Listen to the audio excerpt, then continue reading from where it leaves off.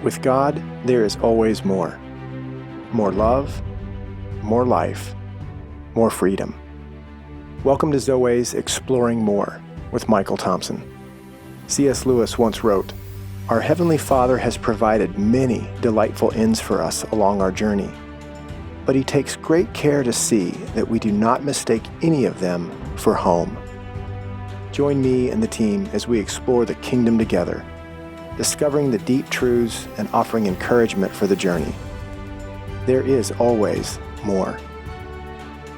Welcome, friends and allies, to the Exploring More podcast. I'm Michael Thompson. I'm with SJ and Tom, my friends in freedom, walking in a series on freedom. This is session 3 on exploring more freedom and what it is to walk in that, walk with Jesus in that. If the offer of the gospel is freedom, what does that mean? That's what sessions 1 and 2 we're swinging at. Galatians 5:1. And I even have the challenge when we start like a session 3, 4, 5, anything like that, SJ, it's always a challenge for me not to review. So if you're joining us for session 3, just go back and look at 1 and 2 because I would review it because it's so good. I don't want you to miss anything. Right. This is such a huge subject. Not only subject, it's such a huge ingredient. That's different than subject. It's such a huge ingredient in the kingdom and for your life in the kingdom and to walk in freedom. And so the last session, though, we were sharing our stories about how has that happened? How has God accomplished our freedom? And I think it's important that in Christ you are free.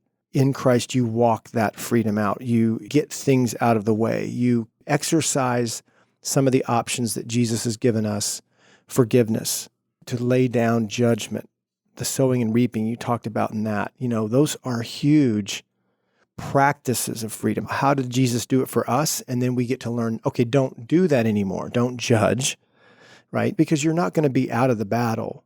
People are going to bring things at you. And SJ, I think what we're talking about is sin is going to continue. People are going to sin against you.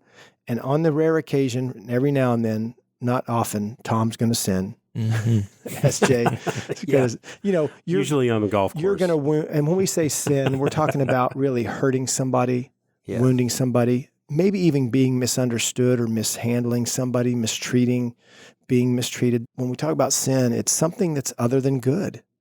Well, it's being done by someone other than you. And now it's the false self. The false self that absolutely is treacherous and accomplished at dragging you into these spaces where, the freer you get, the more the enemy wants to, okay, this stuff's not on him anymore. He's gotten free. He's experiencing freedom. These old plays and these old voices, these old temptations, these old lures don't work anymore. He doesn't bite.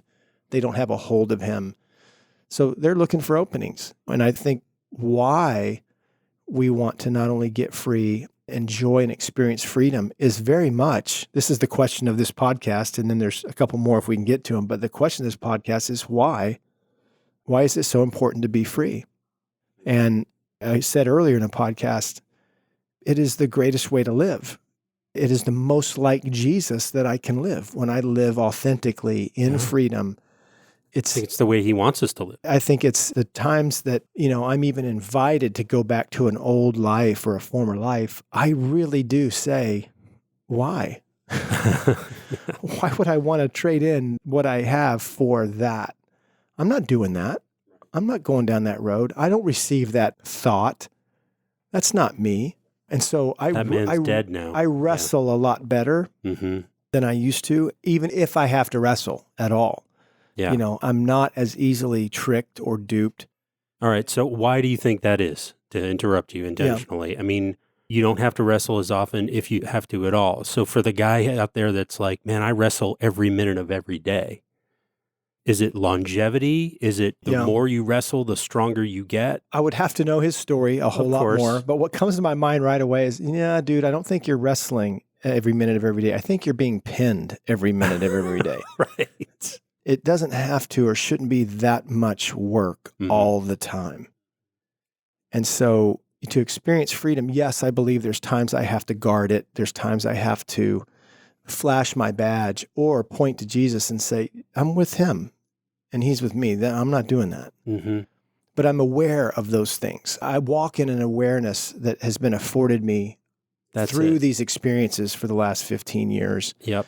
It doesn't mean they don't come knocking. Mm-hmm. I still get spam email. I still get things that look Pop-up legitimate ads. that aren't. I still get invited to compromise in the area of thoughts and then act on those thoughts. But when you really understand how this works, your actions are often, if not every single time, products of your thoughts. I'm hungry.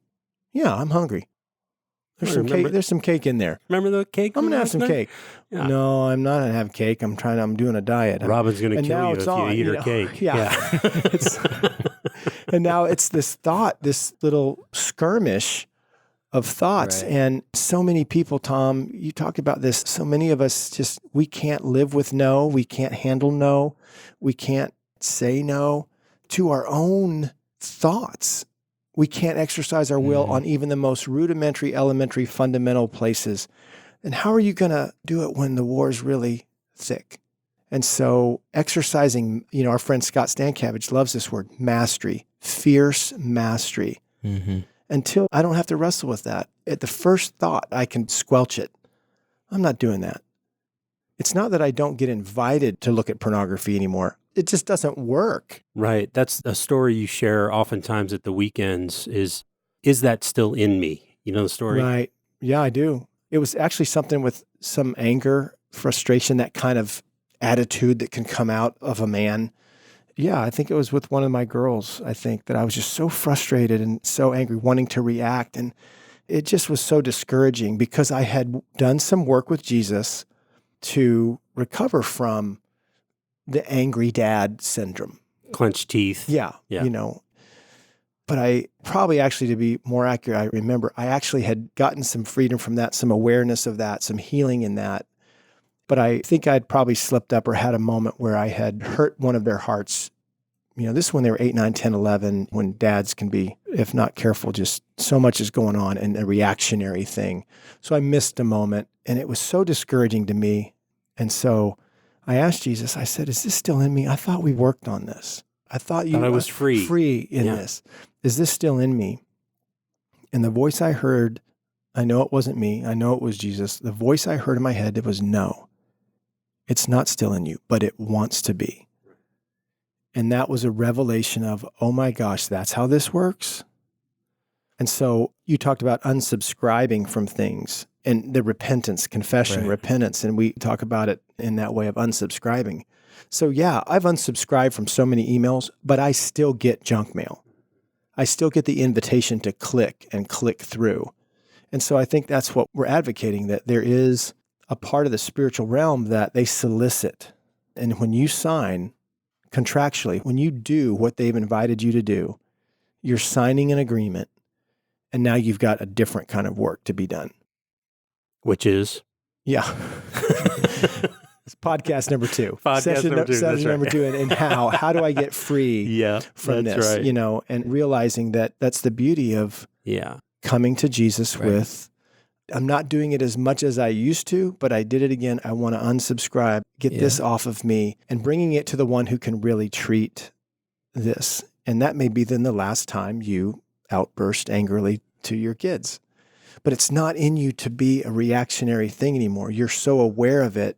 I love it when people will tell me, I'm so worried that I'm just going to blow up and get angry. I'm so worried that I'm going to do this again. I said, hey man, you're more than halfway there. If you're concerned about it, there's a much better chance of it not happening. Yeah, that's on your radar. That's a change of heart. You're paying attention, Yeah. So to maintain this, why do we maintain the healthiness of our heart, of our mind? Why do we exercise some of the things that are really good for us in this respect? It's so that when the enemy comes calling, when the false self tries to raise its head, you're aware. And if you're aware, you've got a much better chance of not wrestling all the time. Right. I think you're exactly right with that, Michael. It's awareness. Awareness of where it's coming from, awareness of what's true and what isn't, what's real and what isn't. Is that my voice? Is that Satan's? Being able to be aware of that is key. And not getting caught asleep, not getting caught naive, not getting caught off guard. This is summertime, right? How many of us are going to go on vacation? Yeah. If we haven't already, Right. at least, a few days or a weekend, right? I mean, you and Pat had this incredible ordeal of trying to get home, Tom, from Florida. Right. Wait a minute. This is vacation. There's warfare on vacation. There's enemy on vacation. There's opportunity to hurt one another on vacation. Oh, yeah. We're not out of this fallen space. We're not on vacation from that. If anything, if vacation is for rest and connecting and enjoying one another, it makes more sense that the warfare jacks up. Yeah. And takes advantage of opportunities in which to arrange for conflict. And if our guards are down, I wish it was easier, but it's a challenge to pay attention. What's really going on here? And this person, and a lot of it is what you started with. It's your thoughts. What am I thinking? Entertaining. What am I allowing?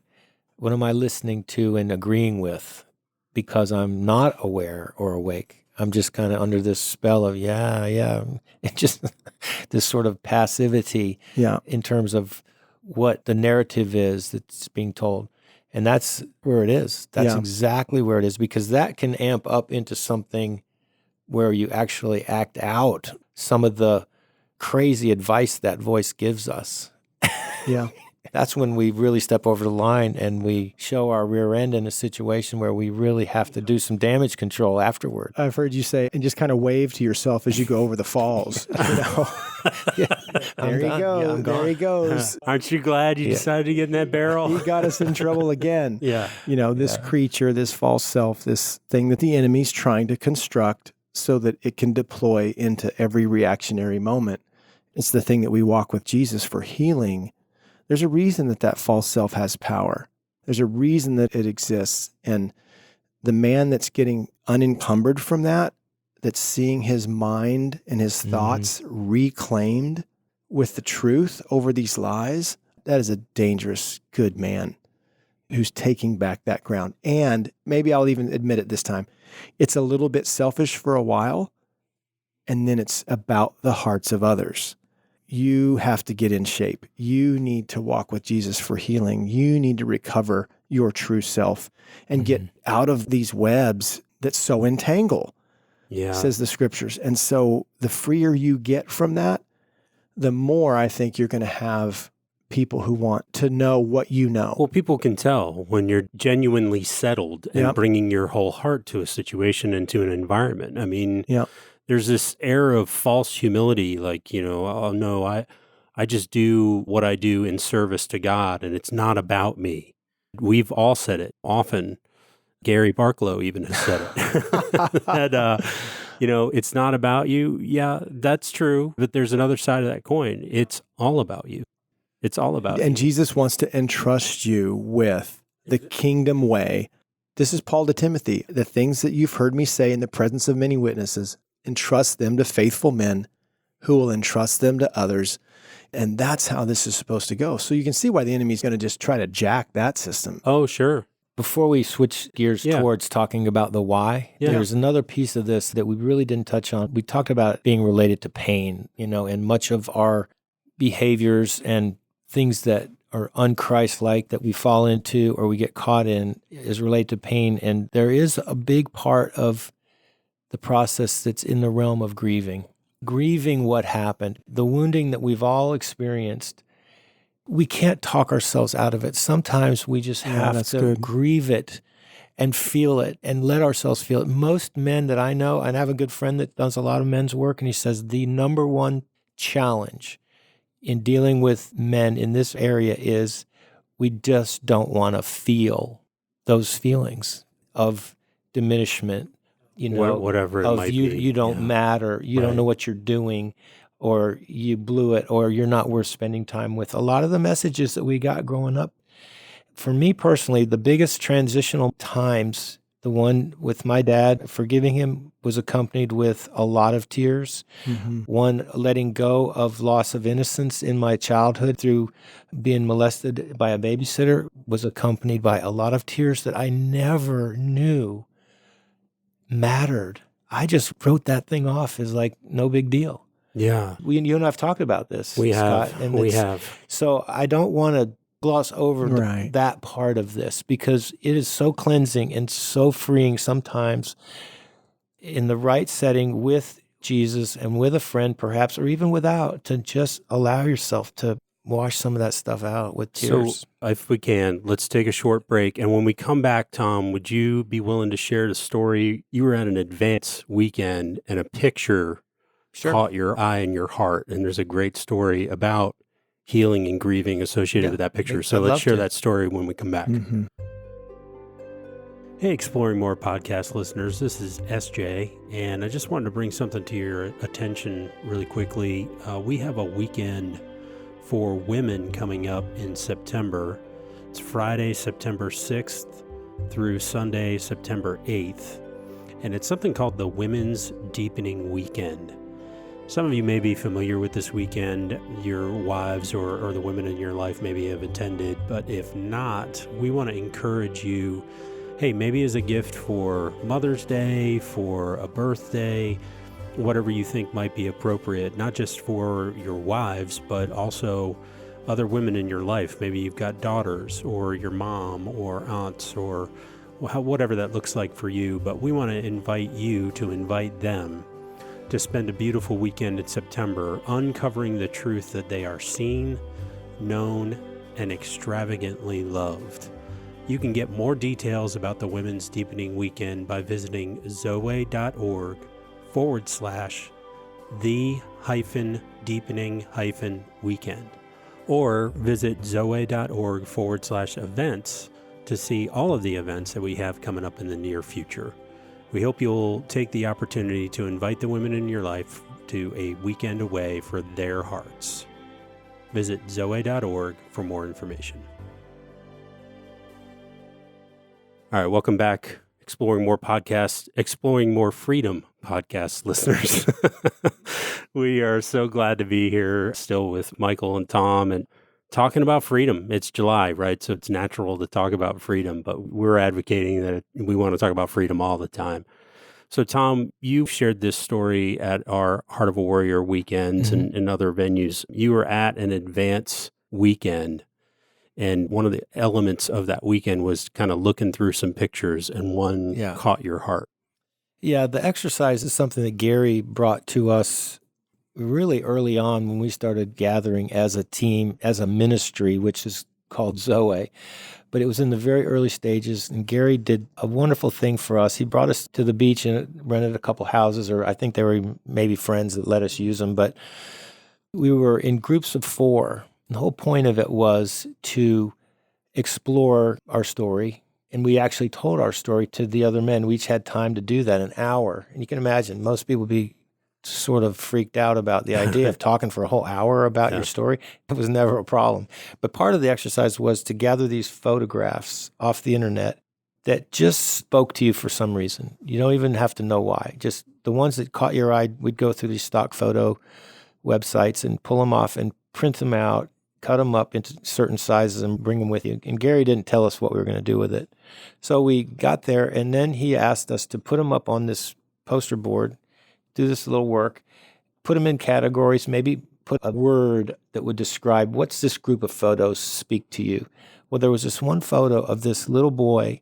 It's probably 6, 7 years old, and he had a mask on, kind of like Zorro used to wear. Yeah, or the Lone Ranger mask. It was like a piece of fabric with 2 eyes, but it was tied in the back, and he had a little cape made out of a blanket, and he was kneeling on the floor by his bed playing, and he had this look of absolute innocence and joy. And I don't know what it was about that photo, but when it came my turn to talk about it, I didn't know what it was, but it was stirring something pretty deep in me. So we went off to our time alone with God, and I just started wailing, tears and tears and tears.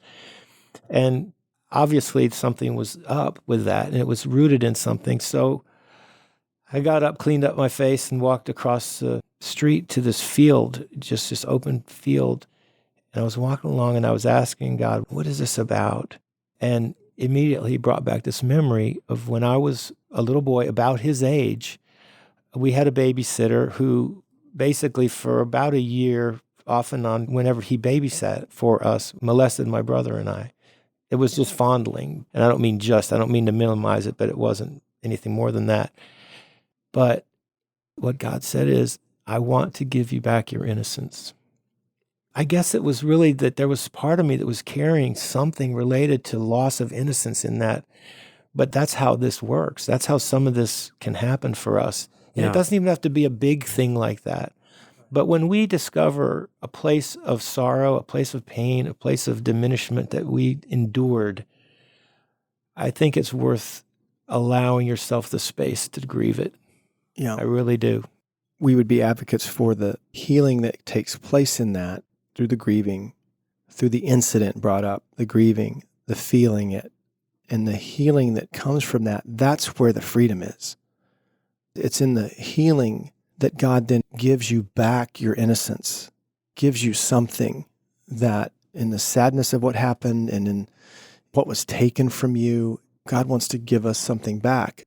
When we learn how this works in our own lives, then we find ourselves being able to help others in their lives. And sometimes it's an appointment, but other times we've learned it's in the moment. We've been on back porches when we were up at another conference. We're just sitting up there. It's your birthday. There's carrot cake. Here's this moment that comes. And I'll let you tell it in a minute, but I got a couple of my own stories. Just recently, SJ, a few weeks ago, we were in Boston. I loved the whole thing, but you know what my favorite part of the whole Boston trip? A beer and a hot dog at Fenway. I get to go to Fenway. I see the Boston Red Sox play. Night game, 60-some degrees. It was beautiful. There with my friends, Sherry and SJ, Robin's with me. But Tom, there was something resurrected in me that night about every other inning that was about 12 years old. That's great. Little League Baseball. First, SJ and I take the tour, and we get to go on the field at Fenway at 4:30 in the afternoon, batting practice. I hadn't been in a baseball park. I mean, we've got our local Durham Bowls here, but I haven't been to a big league park in years.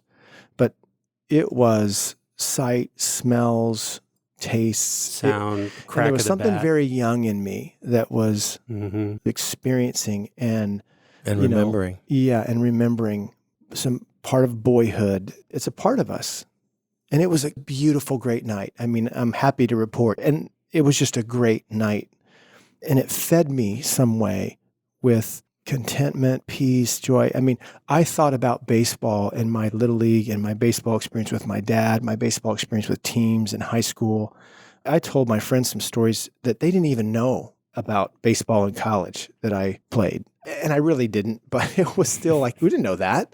It all fostered that. You don't know when these things are going to sneak up and you feel them. And I think what we're advocating is go with it. Go with God. What's that about? It's not about putting on a white coat and getting a clipboard and analyzing everything. It's not like that. It's more about an invitation to conversation with God, with others about what I'm feeling inside, what's going on inside. If you feel sad, don't stop it. But that's another awareness thing we're talking about. I get it. That's what I want to be an advocate for. As men, we are horrible detached. at that. Yeah. So detached because of some of the things that have happened to us have created that detachment. So healing and restoring that attachment is actually a work of freedom. It is. Yeah. So that you can be free to feel again, free to experience again. If you're living between +1 and -1, you were made for a larger gamut of experience, of enjoyment, of feelings. And whoever said love's not a feeling is crazy. Right. It's very much an encounter, an experience. And the other story that I'll say real quick that was so validating was the Sword of Aragorn. I had to write about it in Heart of a Warrior, but the bottom line was God had given me, I'd asked him how he sees me. This was when The Lord of the Rings had come out, and I loved those books and I loved those films about 10 years ago. But I identified with the character Aragorn, and I heard in my heart, in my thoughts, I heard, how do you see me? How do you see me, God? Who am I to you? And I heard Aragorn. And I thought I was messing up the exercise, just making stuff up. Yeah, right. So a couple weeks later, for my birthday, I think this is probably 15 years ago maybe, big, long box wrapped. I unwrap it, and there's the Sword of Aragorn in it. I mean, how do you explain that? My wife thought it was going to be a good idea to get me a sword. She didn't even know the Lord of the Rings characters. She just saw this one and felt like it fit. Felt like God said. So you started crying, right, when you opened it? She thought something was wrong. Right. I got the wrong one, or, what did I do? And I mean, it's just so funny how to restore innocence, to take you back and give you an experience of joy and 12-year-old baseball, to give you a validating moment from your wife. I mean, these are the kinds of things that touch our hearts in a way that they actually produce a freedom that we're after and that we don't have to create, but we do. I like what you said in the earlier podcast. I don't remember which one, but we do have to be willing. We have to be wanting. Mm-hmm. We need to be pursuing that with eyes open. Yeah, that's the free will part of it. You can't do this for someone else, right? As much as you might want, or even be able to see the freedom that's available for somebody else. Lead them right there to the cliff, where you just want to shove them off, but really they have to jump. They have to jump. Could I quickly share one more area of freedom that I used to? Okay.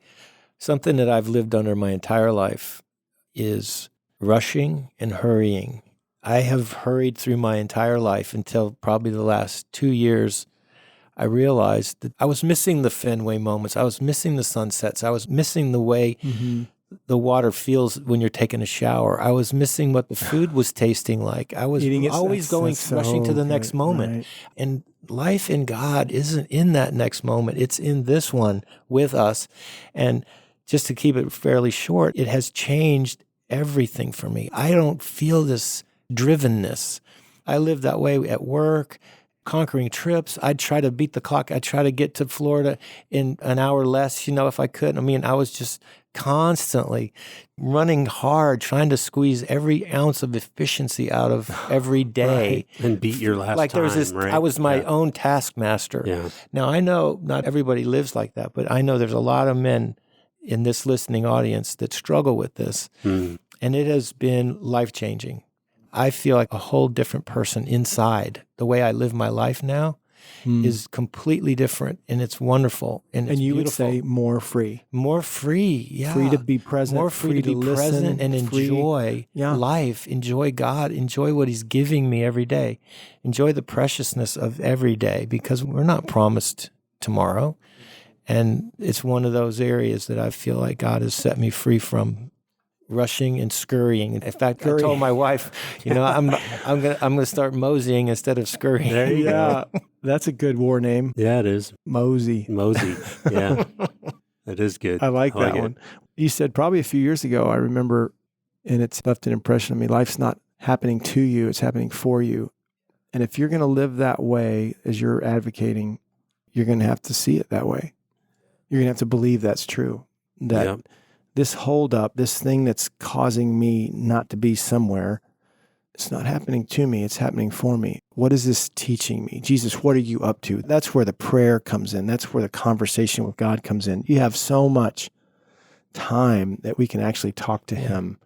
Build some margin into your day. That's all. Don't pack it so full. Yeah. With appointments and scurryingness.